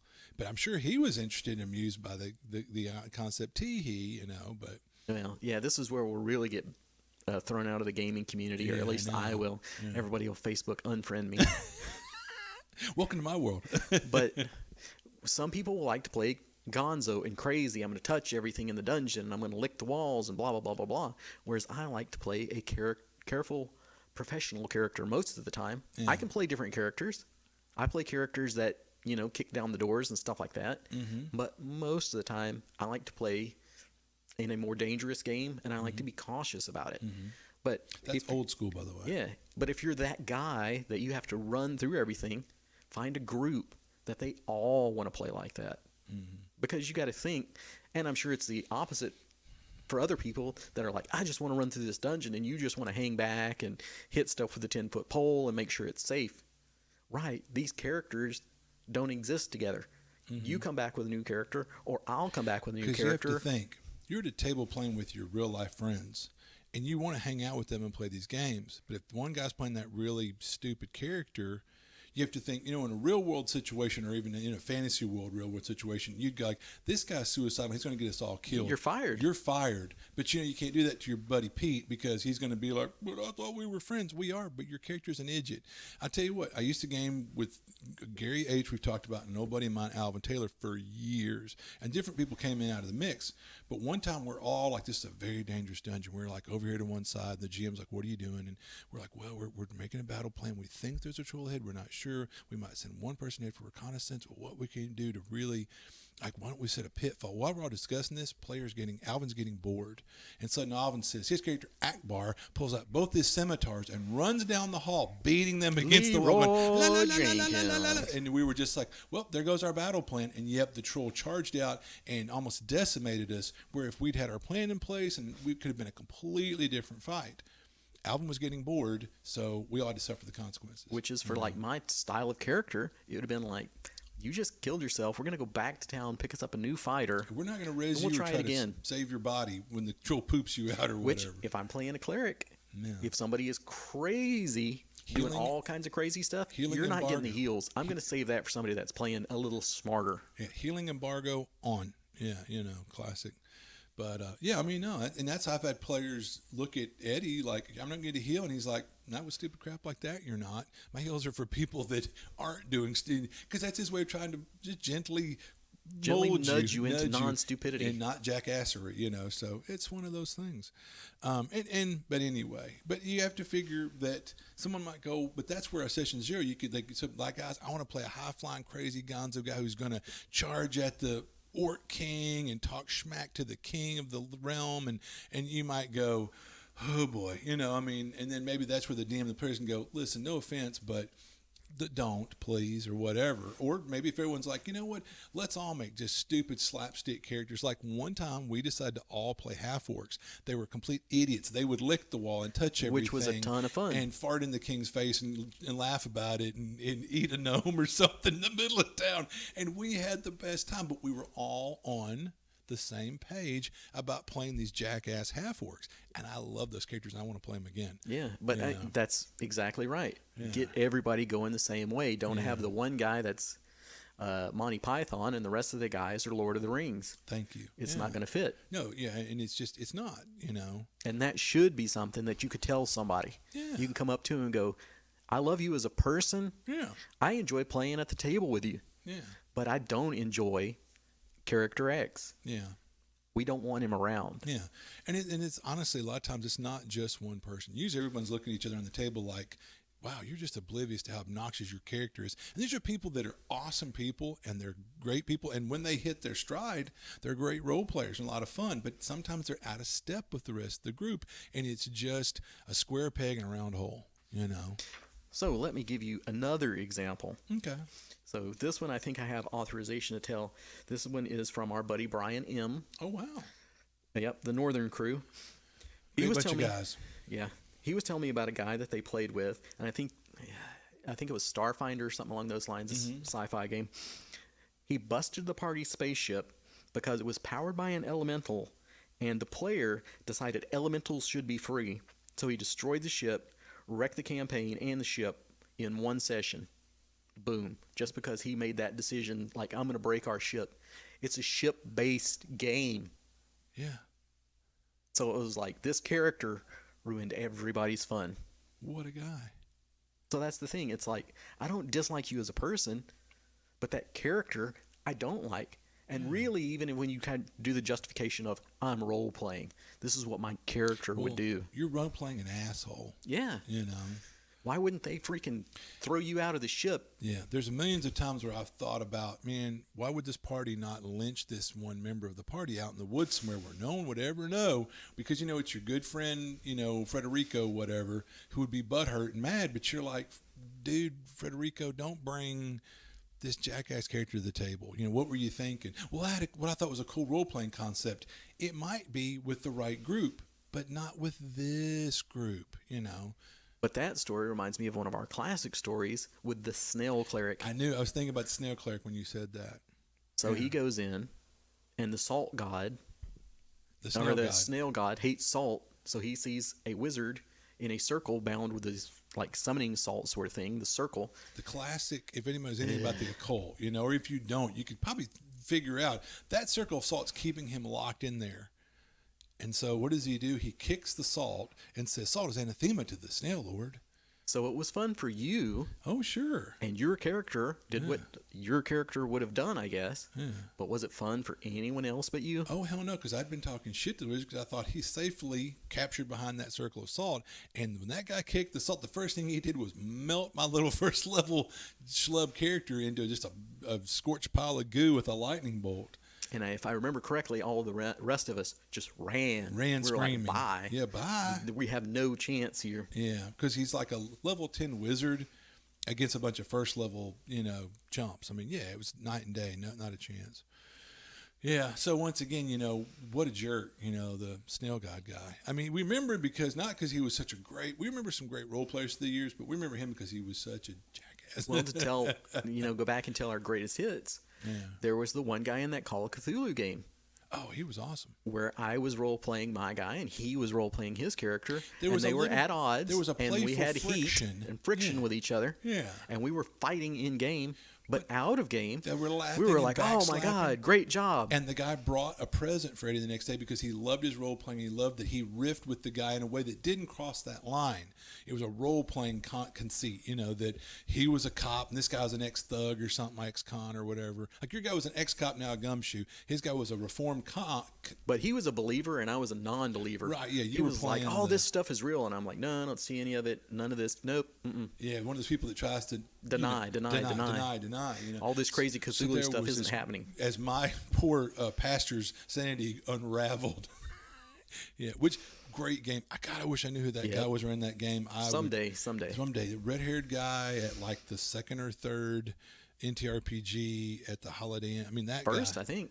No, it was like the first one for our us. First one, but their second or third, whatever. But it was Saturday, and we were walk-ups, and there was during the middle. Saturday is the busiest day at any con. And in one round, there was a lot of us standing around that bought tickets and were like, "Well, I don't have a game." And this guy goes, "I've got my Cthulhu stuff in the trunk. I can run something off the top of my head." Oh my gosh, top of his head, one of the best games I've ever played. But don't let your in-character problems become out-of-character problems. Yeah. Just because you argued with a character in game doesn't mean that you hate that player now. Yeah. I've played rogues a few times, and the rogues I'm going to play a rogue like a rogue. He's going to pilfer a little bit. Now, there's people that try to just blindly steal with both hands in the party. You want them to get caught, and you want them to face justice and get strung up. Sure, that's a jerk. But you got to figure a rogue, they're from the mean streets. They're not the best guys. They're going to, skim a little off the top. And that's how I kind of play a rogue. And I had a guy one time that it just aggravated him so much, the out of character knowledge that he played to in character, and he got so mad, like he stood up, ripped his character in two, stormed out, and never came back. And it's like, wow, I mean, how about he could have pulled me aside and said, "Listen, it just aggravates me that you are stealing from the party." And I'd have said, "Oh, well, man, this is just role playing. I mean, it's no big deal." But if he's like, "Man, it just, I can't know why. There's must be something in my psychology. It works me up." I'd go, "You got it, man. I'll quit doing it." I mean, I'm not thin-skinned, and I don't think most people would go, "Hey, man, if it's that big," you would hope. If it's not that big a hang-up, okay, that's cool. I mean, but instead of saying something, he just ripped the character up and stormed out. Yeah. There's no whole backstory to that, but we're already over time, so I mean, yeah. Hey, we can go as long as we want. We're not getting paid by the minute. These true. guys have already checked out and started. They've already turned this off and walked away. Taking a nap. They're crying, somewhere. But anyway, but I was trying to think of, I told you a story about the crazy big gaming table. But yeah, I think that session 0, when you could get an idea of the player's character concept, and them understand the concept of your campaign, will stop a lot of this type of drama. There may still be drama at your table. I know there's an old friend of mine that when I heard the story, he had gamed with the same bunch of guys for years. And he one day, because I'm hearing I've always said there's two sides to every story. Mm-hmm. He had said that, the party had turned against him. These were his friends. And they basically one night, what did he make? Like an intervention, he showed up and they cornered him and just, told him that you're a big jerk and we want you out. And he went out of there practically in tears or something. And one of the gamers that was a good friend of his, basically was like, "I'm going too," or whatever. Mm-hmm. So the party fell apart, or at least the table fractured for a while. And he was I think for years he held a grudge, and he may still to this day, I don't know. I know he moved out of the area where he'd been friends with these people and gamed with them for years, not long after this. Well, So I always heard that and thought, man, what a bunch of jerks, man. I hate those guys. Well, one time, I come to think of it, I really hadn't gamed that much over a lengthy time with this friend, who's a friend. But one time we were playing in a campaign, and he showed up one night, and he was the biggest belligerent jerk and did everything he could to stymie the combats and foul people up and wouldn't give, this is 3.5, he wouldn't give flanks, and that's kind of his character's dynamic, and was just digging his heels in. And if everybody, the party wanted to go right, he wanted to go left. And I thought, what a butthole. And I thought, oh, this is probably what those guys were going on about. And I said, wow, I don't blame him for kicking him out of the party. I mean, that's not fun for anyone. And I don't know, I think it was his personal life had him in a rut. But again, don't bring, like, there's been times through the years where I'm like, man, God, work was bad today. I know tonight's game night, but I don't know if I want to go. But I go, and the laughter at the table and the camaraderie, it lifts my spirits, and it brings out my, and by the end, I'm like, man, I'm glad I came. But I'm that guy. But if you're that guy that you figure you've had a bad day and you're going to take it out on everybody at the table, stay the hell away that night, Well, I'll tell a little story on here. All right. That me and you had a chat maybe a month back where I was like, this game was the worst thing that happened to me. I was in a good mood, and now I'm in a bad mood because of the interactions I've had with a person. Yeah. So it was like, why am I doing this to myself? I came here to have a good time, and instead, it's the opposite. I'm having a bad time. Yeah. I think I said this in my road crew where I was roadworthy or whatever thing about, there's a litmus test, a vetting thing when you're doing some of these games. These games are played for fun and amusement. Nobody goes, I really want some slog drudgery in my life. Let's go play this god-awful, game. People do these to amuse, especially in 2020. We need to get away from reality. We want some fantasy. We want to be the hero. And so I can remember, even I'm guilty. One time I ran a superheroes campaign with street level one where the players were always under the gun and always could barely eke out a win, and hell, lost half the time and had to slink away and lick their wounds or something. I don't know why I was in this like dark, angsty kind of mood or something as a game master. And finally the player said, dude, you're a great game master. We love you and we've played with you for years, but this thing going on right now, this isn't fun. I know for you on some level, this is the story you want to tell, and it's kind of gritty and dark, and we're supposed to be these harried, borderline, superheroes, but they're like, this isn't, again, what could have rectified that? A session 0. Well, I'll tell you, just to badmouth you a little bit, I do remember there was one time that we were playing, and you were just bringing it. It was like, holy crap, what the hell happened to Matt? Yeah. And we found out what happened to Matt. Yeah. There was a personal thing several years ago. Yeah. And that was pouring over into the game. One time. I'm only human, and exactly. I'll own that.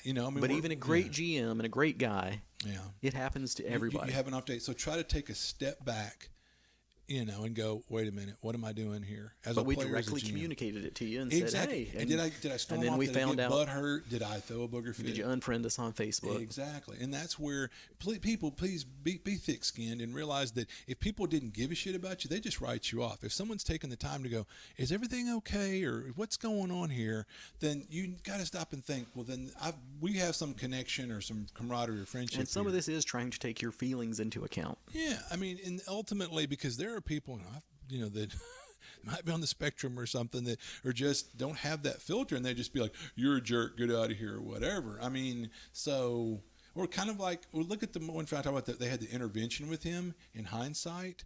If he would have owned his shit right then, and that's okay, I'm gonna tell you, this is like AA and so many things in life. You can't deal with the alcoholism until you admit you have a problem. Mm-hmm. So people need to be able to take a step back and own their shit. And then they can go, oh, wow, I really was being a jerk. You can mend fences and come back together as friends, and you can hang out, play, whatever. I mean, this is marriage, this is life, this is partnerships 101. Own your shit, your side of the street. And don't get me wrong. Like I said, we are assholes.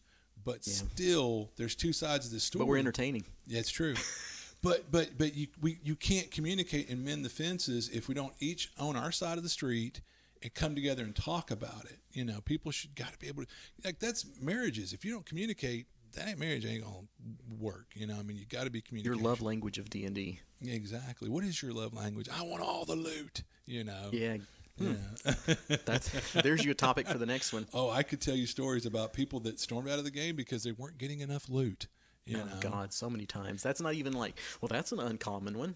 No, but I can come from a place of playing MMOs. There are people in the dungeon. Need and greed. They were rolling need rolls on things that didn't apply to their class, and you'd be like, "What are you doing?" So this isn't just a role playing game thing. I mean, but apparently their love language is what, gifts or whatever. Anyway, so let me give you another example. Oh gosh, we haven't beat this entirely to death yet. I don't think. If you're not yawning, well, we told you to take a break, so hopefully you're back with your cup of coffee. We're gonna help you sleep tonight.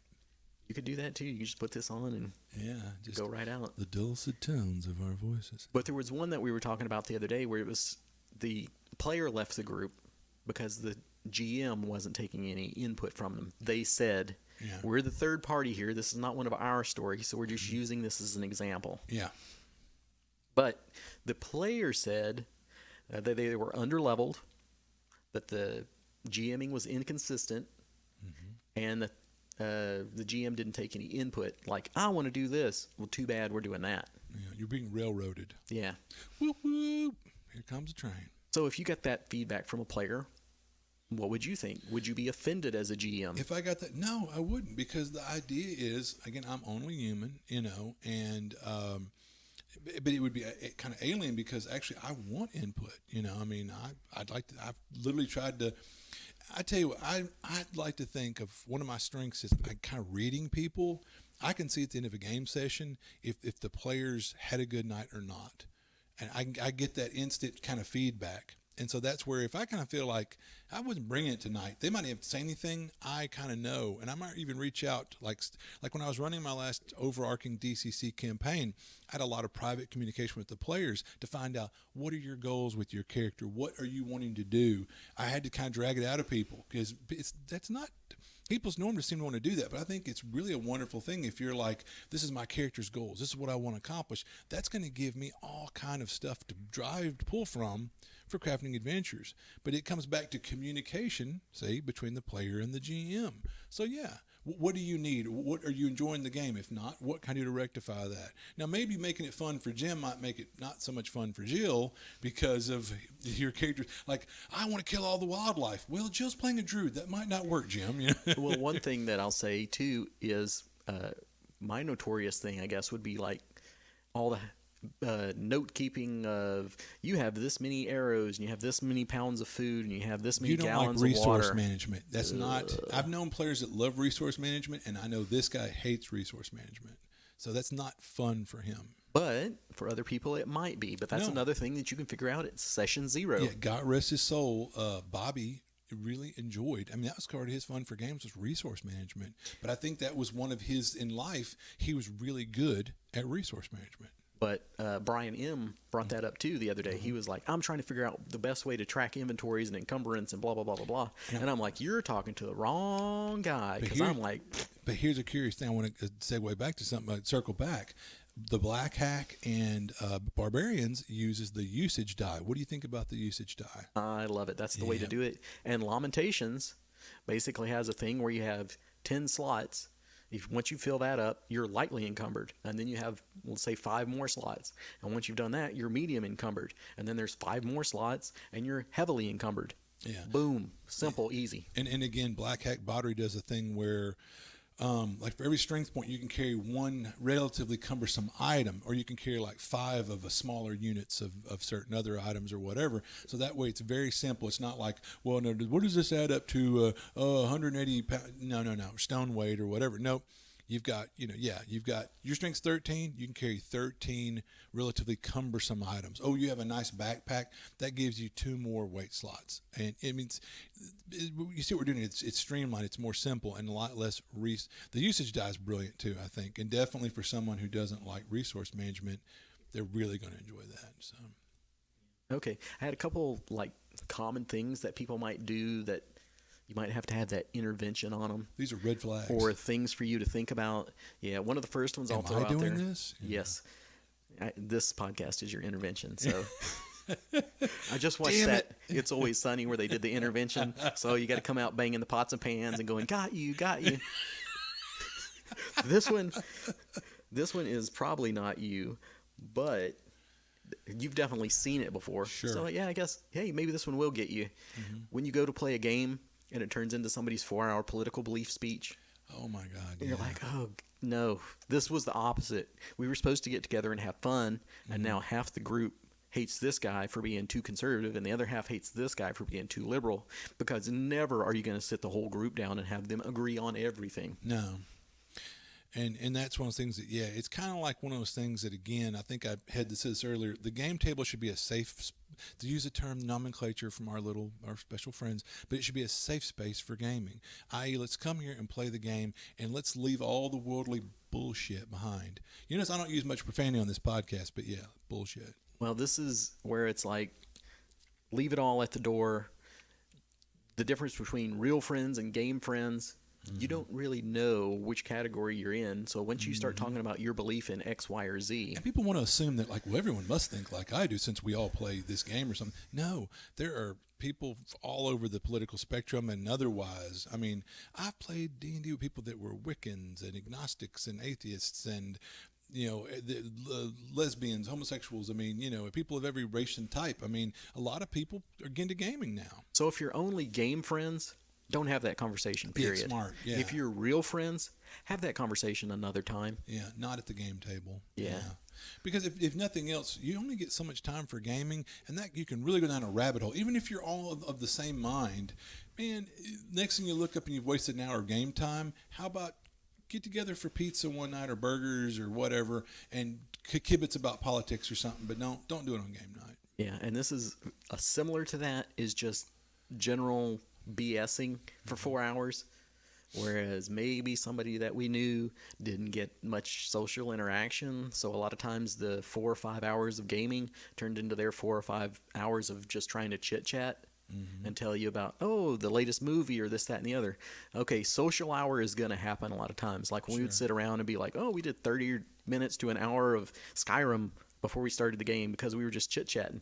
I wasn't playing Skyrim. Everyone else at the table was. The first 45 minutes to an hour would be Skyrim, and all of a sudden someone would look up, and I'm got my chin resting on my hand. I'd be like, and they'd be like, we're sorry, Matt. And I'd be like, I'm vicariously living through you, and you guys, this is about having fun. Y'all seem to be wild-eyed enthused talking about Skyrim. I'm cool with that. But if you're the only person talking about it, ding, ding, ding, for the whole session, ding, ding, ding, people are trying to get a game in here too. So give that some consideration. Take that to heart if you're that guy, or if you know that guy. Yeah, maybe that's where you want to gently maybe tell them, or not, because you don't want to hurt their feelings. Right, well, but this we're trying. There you go. Yeah, but that's like I will say about Gary H. He's the guy who'll be like, slap him like, all right, come on, guys, focus. We're here to play a game. Gary's here to play a game. Anyway, yeah. And then back again to making sure that you're not the jerk at the table, because you might be. Oh, yeah. So try to recognize your behaviors when you're there, and then apply that again to your character. Is your character the jerk in the party? And that can be okay to an extent. Yeah. You can be Bending Rodriguez. Yeah. Okay, if you're useful and entertaining. Scamp, yeah. But if you're just the guy that is a bump on a log, or you're splitting the party all the time so that you can go do this, or you have to have every magic item. Yeah. Like, thanks. I'll say it. When we were playing the Umerica Wasteland, Smith, not everybody at the table liked Smith. So, They loved him. Oh, they loved him, sure. But he was only the driver. True. I liked when you always accuse everybody of being a cannibal. That was fun. That amused me as a game master. As long as I'm amused, But anyway. But talking about that game, somebody was getting all the loot, weren't they? They sure were. And everyone loves that. Yeah. Don't be that person, Don't be that person. You gotta share. Because to think about it, if everybody's got some cool stuff, the party as a whole is more effective. That one guy's got all the loot, and he's the one that falls into the lava. It's like, and honestly, a lot of times it's like the party would be better suited if you'd spread whatever that loot is around, or that Benny or something. Well, that goes back to the old need or greed, where the wizard is going to take the magic item, take the magic sword or whatever, and it's like, why wouldn't you give that to the fighter? Who will get we all become stronger this way. Yeah. Because if he goes down, then you go down, then I go down, and then it's a TPK. But the wizard might say, well, I'll be more effective. You'll be more effective, but the fighter's way more effective. Yep. You think about it. I've seen the people that get aggravated that like, well, I want my character to be good at everything. No. If you were, you don't need a party. That's the beautiful thing about role-playing games is the synergy of the party. They complement each other, and they shore up each other's weaknesses. That's why that's the driving force to have a party and play with a group, whatever. But anyway, yeah. All right, so hopefully we've given you some tips to fix these situations and what to do if you find yourself in these situations. And I mean, it's not you if you're the jerk, but keep in mind, do people enjoy your character? Yeah. Are you a fun person to be around? You don't got to be all laughs and smiles, but when you come to the table, try and help other people have fun. Yeah, I mean, I think it's okay if you wanted to play a character who's brooding or something, but just there's a line, Be useful. If you're going to be brooding, be useful. Yeah, because you think about real world circumstances. If there was a guy at my workplace that was kind of jerky, but if when I need a hand, he's there. I might take up for the guy who's like, that guy's jerky. Yeah, he's jerky, but when you need a hand, you got to admit, old so-and-so, I mean? So, yeah, make sure your character, I mean, like we're talking about Bender as an example. He's a scamp, but, he had his strengths, Or if you're playing in a game where there's only one wizard in the world, okay, they got to put up with you because that's how it is. Yeah, but even then, still not try to be just over the top obnoxious or something. But other than that, if it's not that way, if it's a normal RPG world, clerics are pretty much just around the corner. Thieves are right around the corner. Yeah, those people that did like Darkness Rising or whatever, one of their internet vignettes was this thing about this cowardly wizard and he's constantly running away. And I'm sure they thought this was a great concept. I tried to watching it. I couldn't get through it because the guy's constantly screeching and wailing and running away and hiding behind a tree. And I was like, all right, this is getting long in the tooth. And I just didn't like the concept. It may be fun for you, but is it fun for everybody? And speaking of long in the tooth, we hope you enjoyed this one. We hope you'll give us a lot of feedback on this one because tell us your stories. We'd like to hear them. Yeah, and give us some tips or your how point did of you view. handle it? Argue with us. Say you're wrong about every damn thing, but we want feedback. We're thick-skinned, like we talked about. And if you were the jerk yesterday or today, that doesn't mean you have to remain the jerk. Awareness of being the jerk is also what we're getting at here. Yeah. Definitely. I mean, take a step back and analyze your own behavior, Yeah. But, it's because it's all about gaming and everybody having fun at the game table, right? Right. Okay. So, with that said, this is officially our longest episode. Wow. So, we hope you enjoyed it, even if you had to take it in bits and pieces. Yeah. And we will see you next time because I can see we're all out of hit points like a 0 level character.